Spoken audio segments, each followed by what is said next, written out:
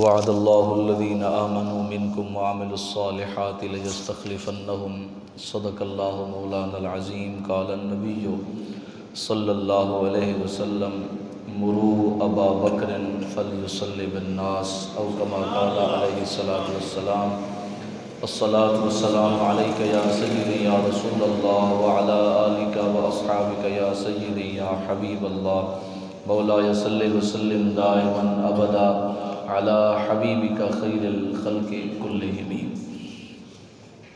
اللہ کے رسول صلی اللہ علیہ وسلم کا فرمان عالی شان ہے۔ میرے کریم آقا علیہ السلام نے ارشاد فرمایا، یہ حدیث حضرت عبداللہ ابن عباس رضی اللہ تعالیٰ عنہما، حضرت سیدنا ابو سعید خدری رضی اللہ تعالیٰ عنہ دونوں راویوں سے روایت ہے۔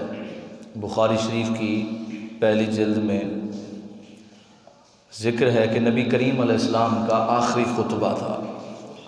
ایک تو نبی کریم علیہ السلام کا جب زہری وصال ہوا اس وقت کی بات ہے، دوسرا جو حضور علیہ السلام نے ممبر پہ مسجد نبوی شریف پہ بیٹھ کے جو سب سے آخر میں خطبہ ارشاد فرمایا تھا، اس خطبے کا ذکر کر رہے ہیں۔ حضرت عبداللہ ابن عباس فرماتے ہیں کریم آقا علیہ السلام تشریف لائے ایک دن، غالباً وہ جمعہ کا دن تھا۔ حضور علیہ السلام کی کیفیت یہ تھی کہ سرکار نے پٹی مبارک باندھی ہوئی تھی اپنے سر پہ، درد کی شدت اتنی سی کریم آقا علیہ السلام نے سر پہ پٹی باندھی ہوئی تھی۔ حضور علیہ السلام تشریف لائے، فحمد اللہ وثنا علیہ، ممبر پہ بیٹھ گئے، صحابہ کو بلوایا اور حضور علیہ السلام نے خطاب شروع فرمایا۔ حضور نے اللہ کی حمد کی، نبی کریم علیہ السلام نے پھر اللہ کی تعریف کی۔ اللہ پاک کی تعریف و توصیف کرنے کے بعد میرے کریم نے فرمایا انہ لیس احد امن علی فی نفسہ وفی مالہ من ابی بکر ابن ابی قحافہ۔ میرے کریم آقا علیہ السلام نے فرمایا انہ لیس من احد، میرے کریم نے فرمایا نہیں ہے کوئی ایک شخص امن علیہ جس نے میرے اوپر احسان کیا ہو، بہت زیادہ احسان کیا ہو۔ کوثر الجاری کے اندر لکھا ہے کہ یہاں امنا کا جو صیغہ ہے اس میں تفضیل کا صیغہ ہے، یعنی بہت زیادہ جس نے میرے اوپر احسان کیا ہو، کوئی ایسا انسان نہیں ہے کس اعتبار سے فی نفس ہی و مال ہی، اپنی جان کے اعتبار سے بھی زیادہ احسان کیا ہو اور اپنے مال کے اعتبار سے بھی میرے اوپر زیادہ احسان کیا ہو، کوئی ایسا شخص نہیں ہے۔ کس کے علاوہ؟ فرمایا من ابی بکر ابن ابی قحافہ، میرے کریم فرماتے ہیں ابو بکر کے علاوہ کوئی ایسا شخص نہیں ہے جس نے میرے اوپر بہت زیادہ احسان کیا ہو۔ تو معلوم ہوا حضور صلی اللہ علیہ وسلم اپنی زبان انور سے، زبان اطہر سے، زبان اقدس سے ارشاد فرما رہے ہیں کہ ابو بکر میرے بھی محسن ہیں، میں ان کے احسان مند ہوں۔ اللہ کے رسول صلی اللہ علیہ وسلم کا فرمان ترمذی شریف کے اندر ہے۔ اللہ کے رسول صلی اللہ علیہ وسلم ترمذی جلد 2 صفحہ نمبر 200 کے اوپر لکھا ہے، نبی کریم علیہ السلام فرماتے ہیں ما من الناس احد امنا الینا فی صحبتہ وذات یدہ من ابن ابی قحافہ۔ اللہ کے رسول صلی اللہ تعالی علیہ وسلم ارشاد فرماتے ہیں ذات کے اعتبار سے، یعنی نفس کے اعتبار سے، یعنی جان کے اعتبار سے اور مال کے اعتبار سے جس شخص نے میرے اوپر احسان کیا، فرمایا ابو بکر ہے، اور سنو میں نے ہر ایک کے احسان کا بدلہ اس دنیا کے اندر دے دیا ہے سوائے ابو بکر کے احسان کے، کل قیامت کے دن اللہ ان کو خود احسان کا بدلہ عطا فرمائے گا۔ نعرہ تکبیر، اللہ اکبر۔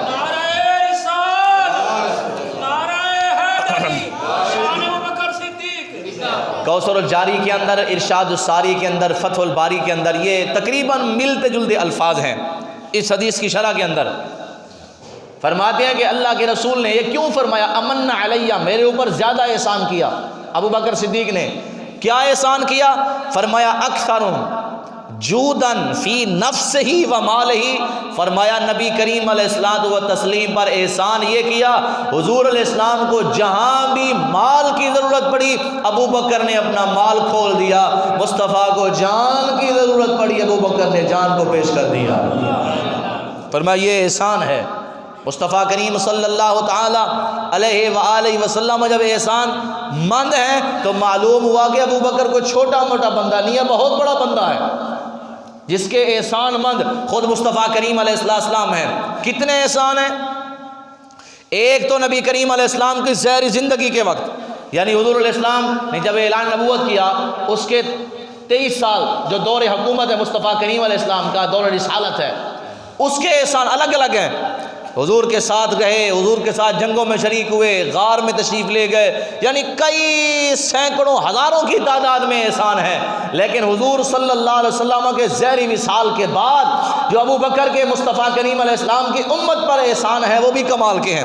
سب سے پہلا جو احسان تھا وہ یہ تھا کہ حضور علیہ السلام کے وصال کے وقت امت کو سنبھالنا، یہ بہت بڑا احسان تھا، جس کا ذکر ہم نے پچھلے جمعۃ المبارک کیا تھا۔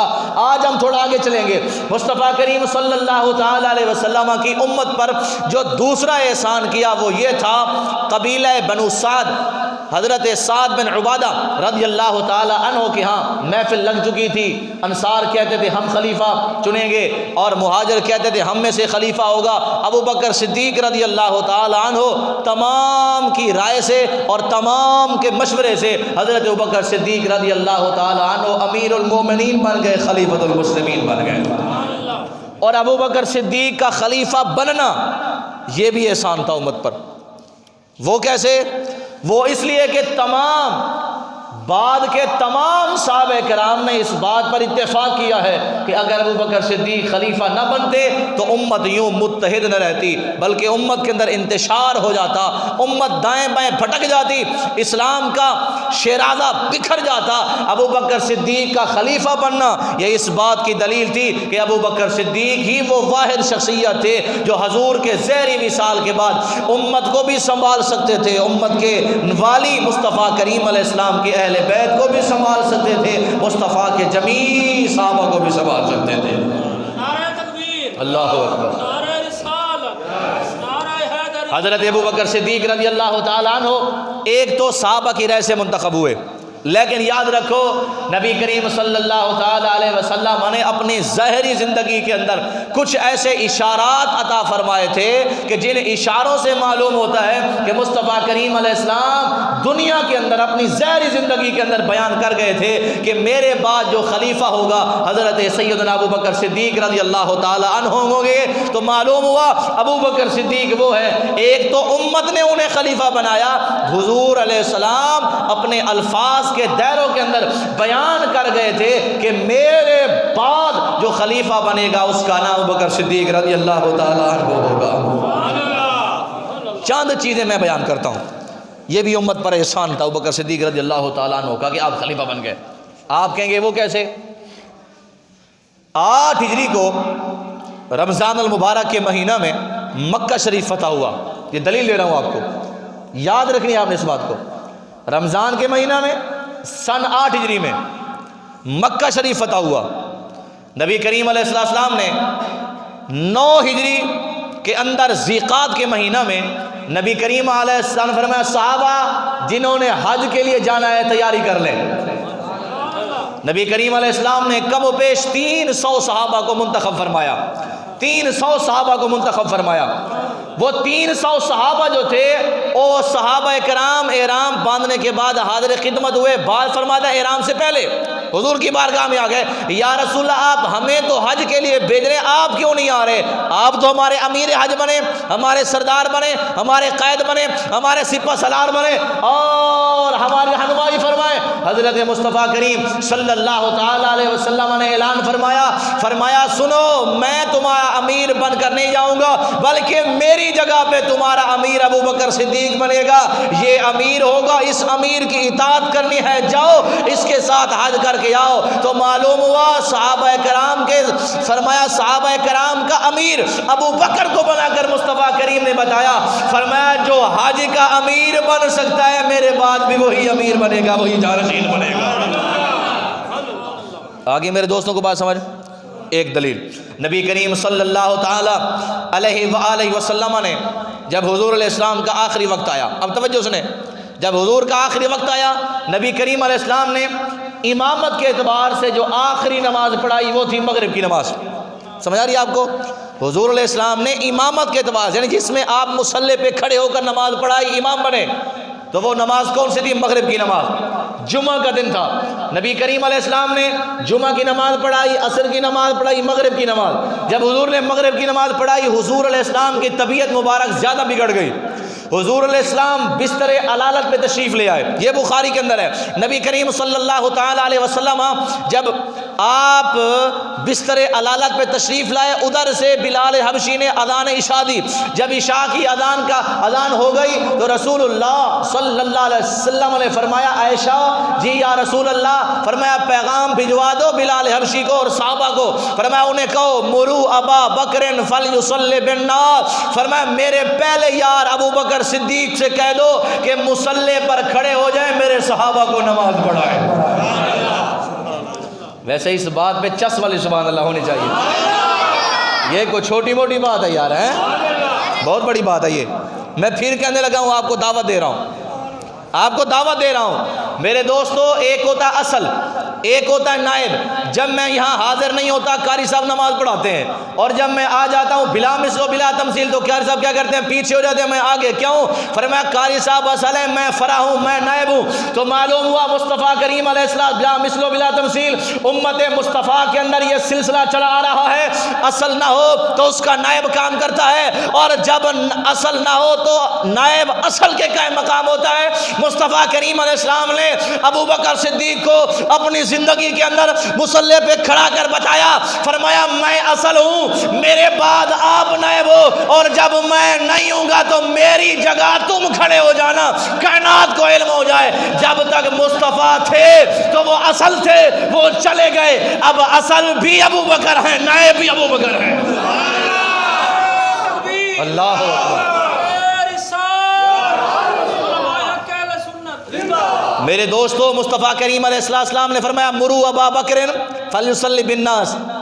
عائشہ صدیقہ رضی اللہ تعالی عنہا کہنے لگی یا رسول اللہ، میرے ابا جان رقیق القلب ہیں، دل کے بڑے کمزور ہیں، اور آپ سے اتنی بے انتہا محبت کرتے ہیں، والہانہ محبت کرتے ہیں. اور یہ والہانہ محبت کا یہ عالم ہے کہ وہ حضور علیہ السلام آپ کو مصلی پہ جب نہیں پائیں گے، ان کی کیفیت ختم ہو جائے گی، حالت تبدیل ہو جائے گی، وہ مصلی پہ کھڑے نہیں ہو سکے. حضور آپ کا وصال ان سے کیسے دیکھا جائے گا؟ آپ کی جگہ خالی ہوگی، ان سے رہا نہیں جائے گا. یا رسول اللہ وہ نماز نہیں پڑھا سکیں گے. آپ ایسے کریں، میں مشورہ دیتی ہوں عمر فاروق سے کہہ دیں، وہ جلیل القدر صحابی ہیں، ان کا ایمان بڑا پختہ ہے، وہ طبیعت کے اعتبار سے سخت ہیں، قوی ہیں، وہ مضبوط ہیں، وہ مصلی پہ کھڑے ہو کر امت کو جناب والا نماز پڑھائیں گے. میرے کریم نے فرمایا عائشہ میں تمہیں حکم دیتا ہوں، آج عمر نہیں نماز پڑھائے گا، امرو ابا بکر فلیصلی بالناس.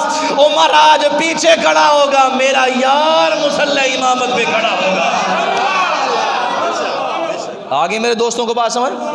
فرمایا ابو بکر جو ہیں وہ کیا کریں گے؟ مصلی امامت پہ کھڑے ہو کے یہ الفاظ مصطفیٰ کریم سے 3 مرتبہ کہے گے، یا رسول اللہ ابو بکر کے علاوہ عمر کو کھڑا کر دو، کسی اور صحابی کو کھڑا کر دو. حضور کو 3 دفعہ کہا گیا، میرے نبی نے 3 مرتبہ ہی یہی اعلان کیا. فرمایا آج مصلی امامت پہ ابو بکر کھڑے ہو کر امت کو نماز پڑھائیں گے، صحابہ کو نماز پڑھائیں گے. لوگ کہتے ہیں کہ ابو بکر پہلے خلیفہ نہیں، حضور علیہ السلام بھول گئے تھے. معاذ اللہ، حضور علیہ السلام بیماری کی وجہ سے کچھ اور کسی اور کو امام بنانا چاہتے تھے. میں نے کہا بیمار بندہ بھی ہو بالفرض وہ ایک جملہ ہوش و حواس میں کہہ دے تو بات پکی ہوتی ہے. میرے مصطفیٰ نے 3 مرتبہ کہہ کے بیان کیا، میں بیمار اگرچہ ہوں، میرا ہوش سلامت ہے، مصلی پہ کوئی اور کھڑا نہیں ہوگا، ابو بکر صدیق کھڑا ہوگا. اب تو میرا دل کرتا ہے شعر سنا دوں، ہے نا جی؟ اب میرا دل کرتا ہے کہ میں آپ کو شعر سنا دوں، لیکن آپ کی ڈھیلی سبحان اللہ مجھے پڑھنے نہیں دیتی. بولے سبحان اللہ. ایسے واسطے نبی کریم علیہ السلام کے یار غار کے بارے میں شعر کہتا ہے، نہیں جاندا زمانہ عظمت صدیق دی، نہیں جاندا زمانہ عظمت صدیق دی، بولو نہیں جاندا زمانہ عظمت صدیق دی۔ فرمایا ابو بکر نماز پڑھائیں گے۔ اب نبی کریم علیہ السلام کی زہری حیات مبارکہ میں سب سے پہلی جو ابو بکر صدیق نے نماز پڑھائی ہے اس نماز کا نام ہے نماز عشاء۔ مصطفیٰ کریم صلی اللہ تعالیٰ علیہ وسلم کے حکم کے مطابق ابو بکر نے نماز عشاء پڑھائی، پھر ہفتے کے دن نماز پڑھائی، اتوار کے دن نماز پڑھائی۔ بعض علماء فرماتے ہیں ہفتے کا دن تھا، بعض فرماتے ہیں اتوار کا دن تھا۔ اب منظر کھینچ رہا ہوں، میرے جملوں کو پتہ نہیں کون سمجھتا ہے اور کون کس محبت کے اعلیٰ معیار پر بیٹھا ہے اور سن کر حضور کا عشق اور صحابہ کا عشق سبحان اللہ کہتا ہے۔ سنیے حاجی صاحب، یا ہفتے کا دن تھا یا اتوار کا دن تھا، علامہ کرمانی فرماتے ہیں اتوار کا دن تھا۔ میرے نبی کریم علیہ السلام بستر عدالت پر تھے، ادھر سے آواز آئی، حضرت ابوبکر صدیق رضی اللہ تعالیٰ عنہ نے قرآن کی آیت شروع کی۔ مصلی امامت پر ابو بکر نماز پڑھا رہے ہیں، ابو بکر نماز پڑھا رہے ہیں، عمر پیچھے کھڑے ہیں، عثمان پیچھے کھڑے ہیں، علی پیچھے کھڑے ہیں، طلحہ و زبیر پیچھے کھڑے ہیں، امام ابو بکر ہے، جمیع صحابہ پیچھے کھڑے ہو کر نماز پڑھ رہے ہیں۔ ادھر اماں عائشہ صدیقہ رضی اللہ تعالی عنہا سے میرے مصطفیٰ کریم نے فرمایا عائشہ مجھے اٹھاؤ، میں دیکھنا چاہتا ہوں میرا یار صدیق امام بن کر نماز پڑھا رہا ہے، وہ امام کیسا لگ رہا ہے اور مقتدی کیسے لگ رہے ہیں۔ اللہ میرے مصطفیٰ کریم علیہ السلام کو اٹھایا، آپ کمزور تھے تو حضرت اماں عائشہ نے اٹھایا۔ ایک روایت کے عبداللہ ابن عباس رضی اللہ تعالی عنہما، ایک طرف اماں عائشہ اور ایک طرف حضرت عبداللہ ابن عباس، نبی کریم علیہ السلام نے دونوں کے کانوں پہ ہاتھ رکھا۔ حضور علیہ السلام کی حالت یہ تھی، نبی کریم علیہ السلام کے پاؤں کی انگلیاں زمین پر لگ رہی تھی، یعنی اتنی بیماری کا عالم اور اتنی نحافت اور نحیف تھے اور اتنے کمزور تھے اور اتنے ضعیف تھے۔ نبی کریم علیہ السلام کمزوری کی وجہ سے پاؤں مبارک جناب والا زمین کے اوپر لگ رہے تھے۔ مصطفیٰ کریم علیہ السلام آگے بڑھے اور حضور علیہ السلام نے اپنے گھر سے اپنا پردہ مبارک ہٹایا۔ ادھر قربان صحابہ نماز پڑھ رہے تھے۔ مسلم شریف کی حدیث اور بخاری کے اندر ہے، میرے کریم نے جیسے ہی پردہ ہٹایا صحابہ کے کانوں میں آواز پڑی کہ پردہ ہٹ گیا ہے۔ صحابہ نے سمجھا مصطفیٰ باہر تشریف لا رہے ہیں۔ پتہ ہے کیا کیا؟ صحابہ نے کعبہ شریف کی طرف منہ کیا ہوا تھا، کعبے سے پھیر کر مصطفیٰ کی طرف کر دیا۔ ایڈا ڈھیلا سبحان اللہ، اتنا ڈھیلا سبحان اللہ۔ اب الفاظ بڑے کمال کے ہیں۔ میرے مصطفیٰ کریم صلی اللہ تعالی علیہ وسلم نے حجرے مبارک سے پتہ کیا کیا؟ ایسے پردے مبارک کو ہٹایا۔ کیا کرنے کے لیے؟ دیکھنے کے لیے کہ صحابہ نماز کیسے پڑھ رہے ابوبکر کے پیچھے۔ جیسے پردہ سرکا تو مجھے بتاؤ میں پردہ ہٹاؤں کتنی آواز آئے گی؟ بہت کمزور نحیف آواز آئے گی، بڑی مشکل سے کانوں میں آواز آئے گی۔ معلوم ہوتا ہے صحابہ حالت نماز میں بھی دھیان مصطفیٰ رکھا کرتے تھے۔ حضور علیہ السلام نے ایسے پردہ ہٹایا، صحابہ کرام نے کعبہ سے منہ ہٹایا، مصطفیٰ کی طرف کیا، فرمایا حضور علیہ السلام نے صحابہ اپنی نماز کو مکمل کرو۔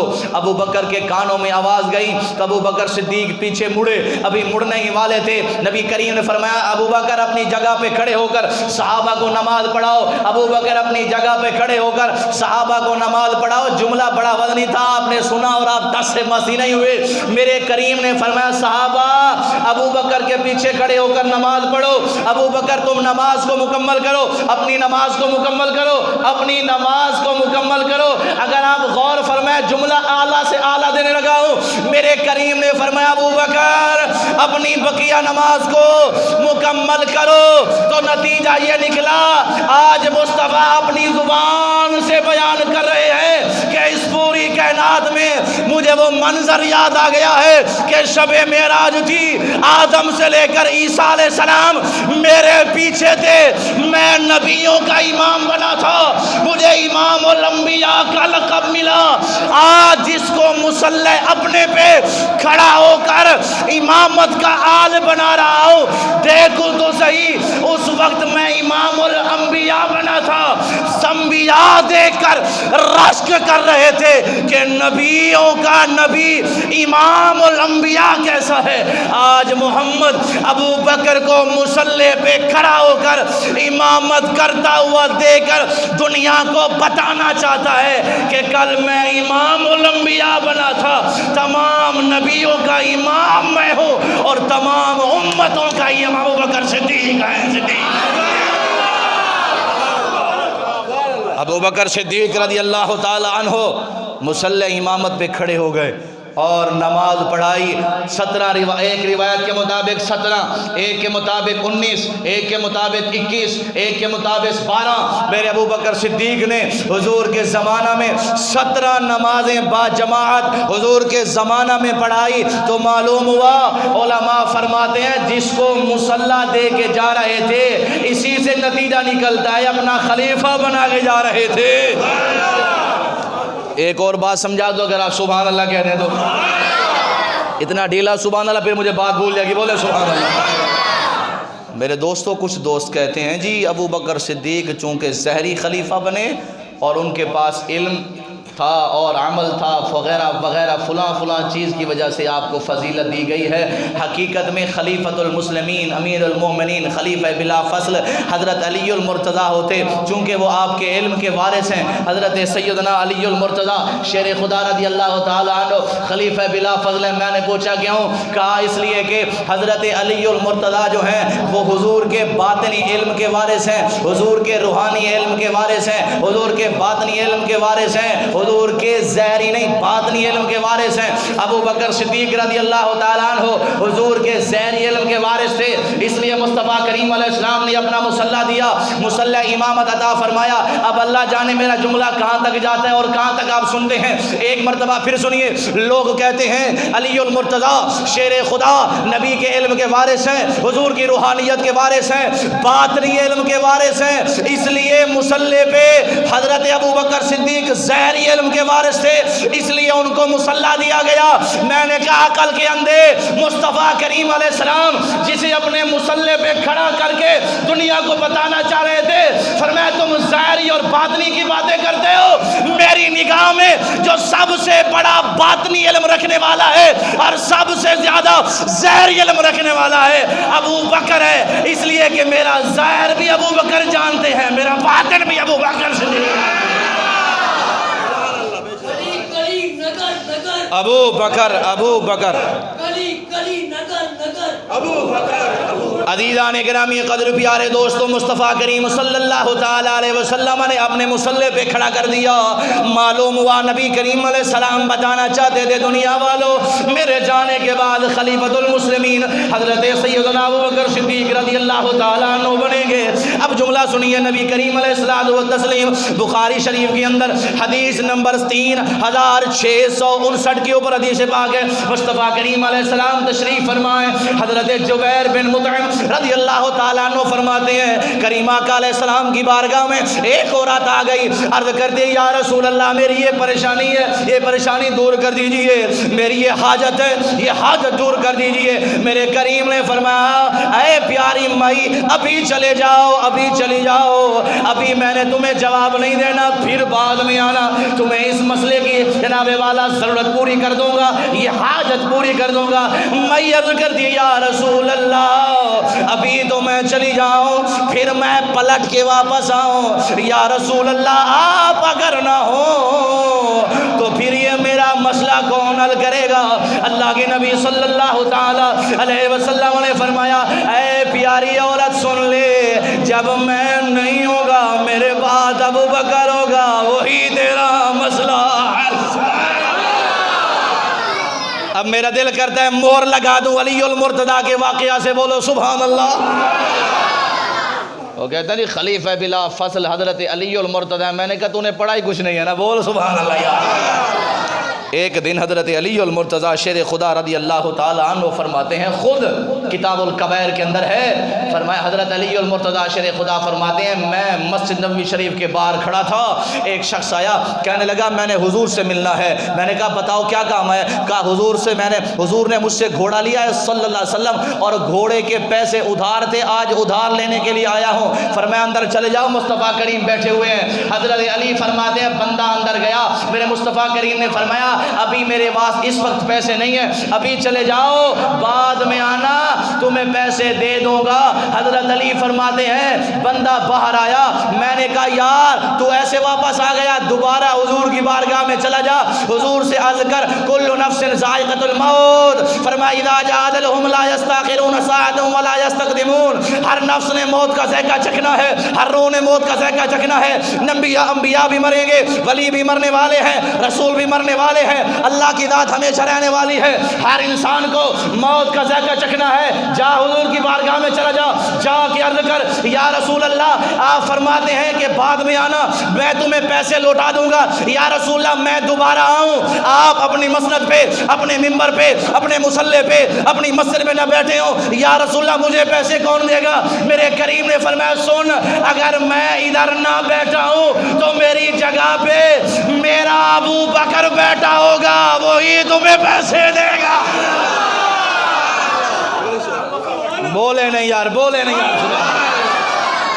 بندہ باہر نکلا، علی المرتضیٰ نے پوچھا بتاؤ جی، کہنے لگا حضور بات یہ ہے، حضور نے فرمایا ہے میں نہیں ہوں گا تو میری جگہ پہ ابو بکر بیٹھے ہوں گے، وہ آپ کو پیسے دے دیں گے۔ کہا یار کل نفس ذائقۃ الموت، ہر نفس نے موت کا ذائقہ چکھنا ہے۔ دوبارہ پلٹ کے جا مصطفیٰ کریم کی بارگاہ میں، عرض کر یا رسول اللہ آپ چلے جائیں، آپ کے بعد ابو بکر بیٹھا ہوگا، ابو بکر بھی چلا جائے تو پھر مجھے پیسے کون دے گا؟ اب توجہ ٹائم زیادہ ہو گیا، سنیے، میرے کریم نے فرمایا میں نہیں ہوں گا، ابو بکر بیٹھے ہوں گے۔ فرمایا ابو بکر چلا جائے تو فرمایا اسی مصلی پہ ابو بکر کے بعد عمر بیٹھا ہوگا، تمہیں پیسے دے دے گا۔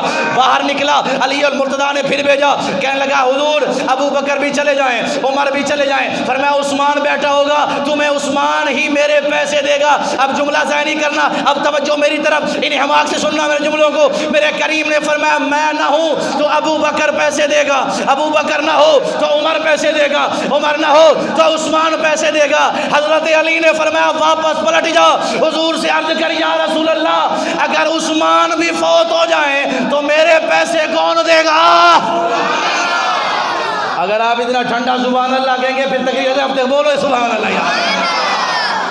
حضور میں چلا جاؤں، ابو بکر چلے جائیں، عمر چلے جائیں، عثمان پیسے دیں گے۔ حضرت علی نے فرمایا جاؤ حضور سے پوچھو عثمان بھی چلا جائے۔ اب جملہ سنیے، میرے کریم نے فرمایا میں نہ ہوں، ابو بکر ہوگا پیسے دے گا، ابو بکر نہ ہوگا عمر ہوگا پیسے دے گا، عمر نہ ہوگا تو عثمان ہوگا وہ پیسے دے گا۔ حضور عثمان بھی فوت ہو جائے، اب جملہ میں نے ایسا بولنا ہے آپ کے دل کے اندر جتنی محبت ہے آپ نے سبحان اللہ اتنی اونچی آواز سے کہنی ہے۔ میرے کریم نے فرمایا واپس پلٹ جا، وہ جو مسجد کے باہر تمہیں بار بار بھیج رہا ہے نا، وہ تمہیں بار بار بھیج رہا ہے، وہ جو تمہیں بار بار بھیج رہا ہے، فرمایا عثمان چلا جائے، یہ جو باہر علی کھڑا ہے یہی تمہیں پیسے دے گا۔ بولے نہیں، ٹھنڈا بولے یار، بولے۔ فرمایا میں نہ ابو بکر نہ عمر نہ ہو عثمان نہ ہو علی تمہیں پیسے دے گا۔ مصطفیٰ نے علی کی زبان سے مور لگا دی، علی فرماتے میں پہلا نہیں، علی فرماتے ابو بکر پہلا ہے۔ اس لیے اہل سنت کا یہ عقیدہ ہے کہ خلیفہ بلا فصل ابو بکر ہیں، ابو بکر پہلا خلیفہ، حضور کا پہلا جانشین ہے۔ حضور نے مصلی پہ کھڑا کر کے اور حج پر امیر بنا کے بتایا دنیا والوں میرے بعد میرا پہلا خلیفہ ابو بکر صدیق رضی اللہ تعالیٰ عنہ۔ اللہ کریم مجھے اور آپ کو عمل کی توفیق